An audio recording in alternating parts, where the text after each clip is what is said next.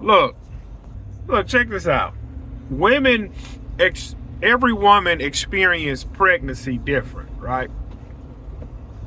And now look, I watched all three of my sisters become pregnant, have kids, and now I'm going through it with my wife. Oh, they just opened up a Pizza Hut over here. Cool, I can get back on the Pizza Hut train. So look, when my wife, like, dealing with a pregnant woman, like, as a man, as a husband, not a baby daddy, you know what I'm saying, not a boyfriend, as a husband who's living in the house with his woman and she's pregnant, the man go through sacrifices as well. And people always may have this assumption that the woman is only going through something while she's pregnant, because her body's constantly changing, right? Like, when you have your own business, your woman feel as though you can be there more for her because you're on your own time. And that's not even the case. Like, I could give her more time when I had my job versus my business. I'm gonna give you an example on what I mean. Yesterday, I lost out on $700. Now, I can make it up later, but as we can see, it's raining. Now, when you're in the lawn care industry, you're weather dependent, right? So look, yesterday my wife told me, she said, hey, look, I got a doctor's appointment at 9 o'clock. If you can keep the kids while I go to the appointment, no, I don't have to drag these kids to my doctor's appointment. So I'm thinking, I'm like, look, man, normally around 9 o'clock, I'll be on a $400 property. I'm like, all right, cool, whatever. So I stay home. She go to the doctor, because she's in her last trimester. Like, she's about to push this baby out in about 2 or 3 weeks. So she go to the doctor. They say, well, man, look, your number's not looking good. We're going to send you to the hospital because you're somewhat dilated, whatever. I don't know what all of this trash means. So, boom, she go to the hospital. They run more tests. By the time she make it back home, it's 1 o'clock in the evening. Soon as she pull up at the house, it starts raining. So I can't go cut my properties because it's raining. All right. Today, it's raining again. She have to go back to the doctor. Tomorrow, she had to go back to the doctor. Monday, she have to go back to the doctor. Now, I can't move. I can't do nothing. I can't go make money. Like right now, I'm fixing to go make a grocery run. That's really what I'm fixing to go do. But I want to stop and look at this property before I go make a grocery run. As a man dealing with a pregnant woman, now, like I say, I know every pregnancy is different. My woman mood swings are out of this world. And I told her, I said, look, if I was well off, man, I told her this. I said, man, if I was well off, I'd have me a 1-bedroom apartment or another house. When you get mad, you can go over there and cool off. When I get mad, I can go over there and cool off. Her emotions are like a roller coaster. And honestly, her emotions like a roller coaster if she's pregnant or if she's not pregnant. But as a man and as a head of household and as a leader, you have to learn how to deal with these things with your woman's emotions. Now, every married man go through this. It's just a lot of them don't talk about it. It's some days in your marriage where you don't want to be bothered. It's some days in your marriage your spouse doesn't want to be bothered. It's days where you don't feel like fooling with the kids. It's days she don't feel like fooling with the kids. One thing I learned about marriage, you're going to go through it with whoever you pick. So pick somebody you can go through life with. Pick somebody you can do life with. And when people say, I love my spouse, but I will never get married again, it's not the fact that you're miserable in marriage. It's the fact that marriage takes so much work. When it come down to marriage, it is nothing but work. Like looking back, like how I was so naive. I was so young-minded before getting married. Now, and I say this all the time. There's not another woman on this earth I could have been married to besides my wife. Like, I have no interest in no other woman. I don't want to sleep with another woman. I'm one and done. If this don't work, I'm done. I'm gonna be a doggone monk. I'm just gonna raise my 5 daughters and be a monk. Like, and listen, I'm trying not to be all over the place with this video. But the beautiful pain that your wife will go through bearing a child, the birthing process is painful, but when it's over, it's not over. Because after the woman has the kid, you deal with what they call postpartum.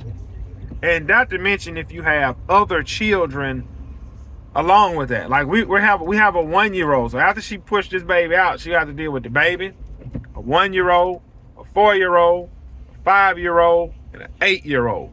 Well, 9-year-old. So right now, this is the hardest time in a marriage, in life, when you have small children, okay? Now, people can say, oh man, your wife got it easy because she don't work. And I be trying to tell my woman this. I be like, look, people view you as you don't work, you have more time.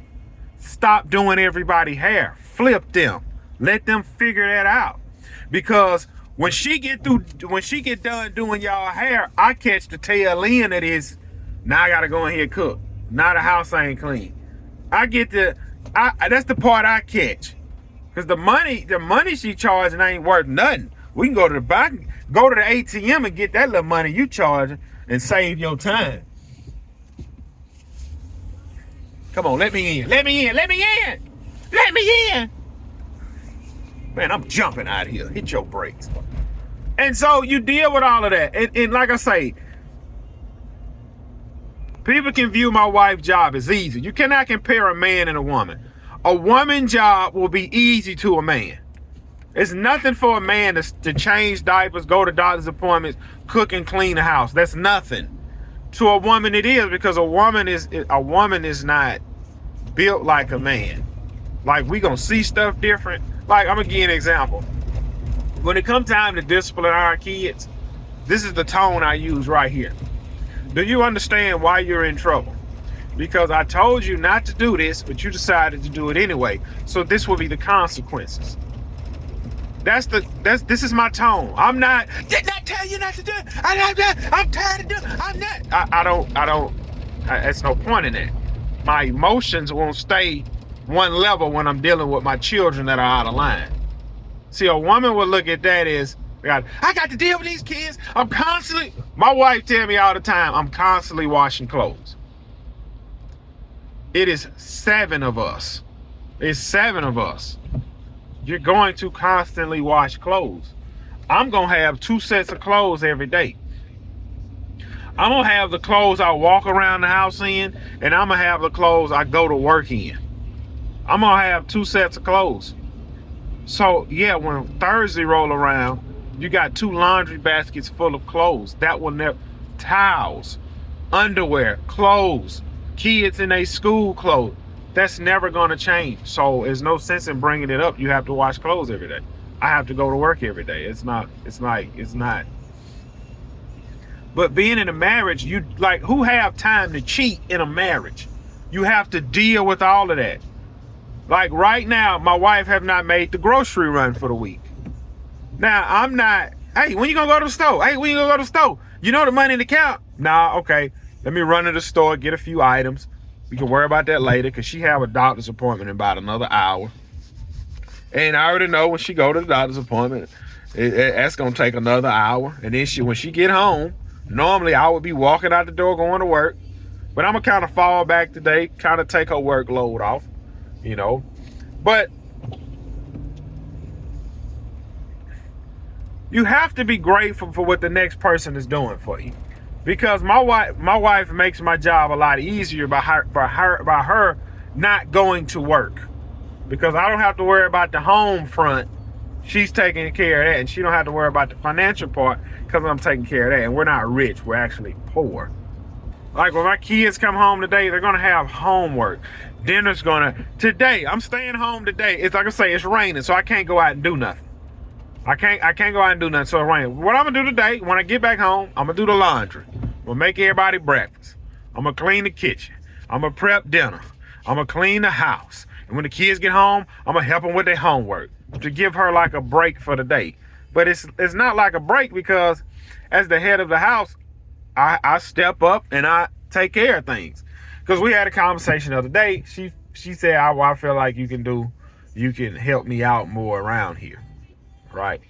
I feel like she was saying, I understand you going to work, but I feel like you can help me out when you're here. And I do help out when I'm there. So I'm not. It's no point in going back and forth, because I can be like, well, I just feel as though you can handle this if you're here nonstop. What is so hard about it? There's no point in that. You have to pick your battles. You understand what I'm saying? And I know when my kids get a little bit older, everything will be a lot easier, because the workload, they can wash, fold, put up their own laundry. They can wash the dishes and clean the kitchen and keep their bathrooms clean and keep the floor vacuumed. You got 5 girls. You spread chores out over 5 girls. Everybody's lives tend to be easier. One child can stay home with the other kids while you run your errands. Right now, see, my wife don't have no help down here, because my mother have a job and my 3 sisters all have jobs, and everybody work day shift. I work day shift as well. So she don't have any help. And her family is like an hour and a half, 2 hours away, which is fine, which everything kind of falls back on me. And it's really hard trying to build a business, lead a family, and accomplish the things you want to accomplish. See, like a day when it's raining, I'm educating myself, reading books, studying, trying to I've been having a conversation with God about me crucifying my flesh. Like, why is my flesh so? It's the flesh. He's telling me it's the flesh. You're not going to 100% defeat the flesh. You have to daily crucify your flesh. And it's days I get up, I don't want to crucify my flesh. It's days I get up, I want to live in the flesh. It's days I get up, I want to live in the flesh. It's days I get up, I don't go in there and read my Bible. It's days I get up, man, why am I not farther along in my business financially? He's been showing me lately, like, bruh, why are you so consumed with money? So when I've been having the thoughts all week about me being so consumed with money, I did a deep dive study on people that win the lottery. People that win the lottery are worse off than they were before, because they always lose the money and they always pierce themselves through with many sorrows. Not all, most. And sometimes we can get, as me, that's why I need to crucify my flesh. You would always feel like, man, how can I say this? I want all of the good times back in my marriage, with my relationship with my wife.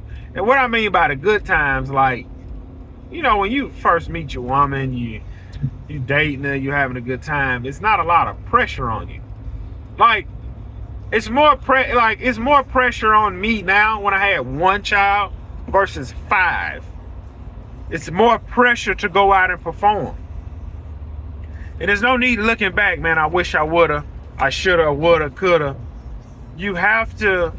It's more pressure now than ever to perform. But like I say, you pick somebody you can go through life with.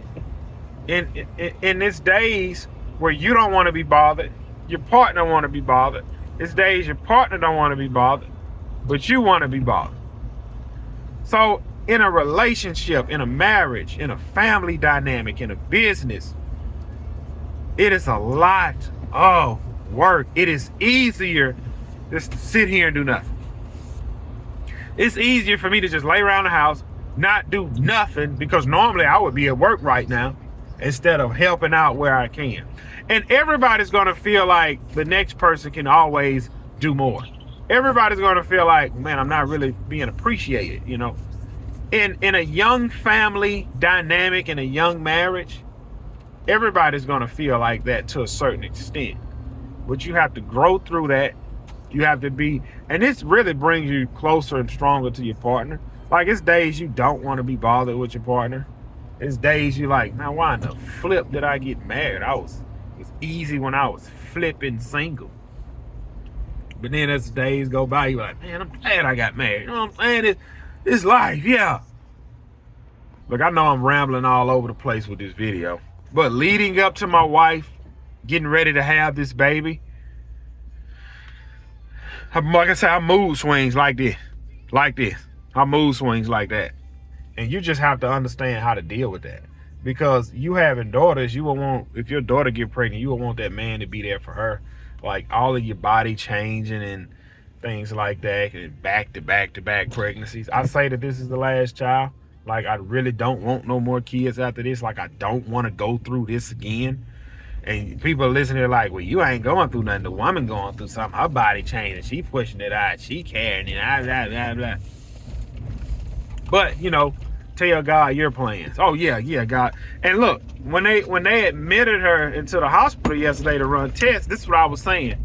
Yeah, God, yeah, Lord, yeah, you go ahead, you know, she ain't number 2 weeks out. Yeah, Lord, you go ahead and have her push that baby on out, stay at the hospital all weekend, then Monday I can jump back on my route.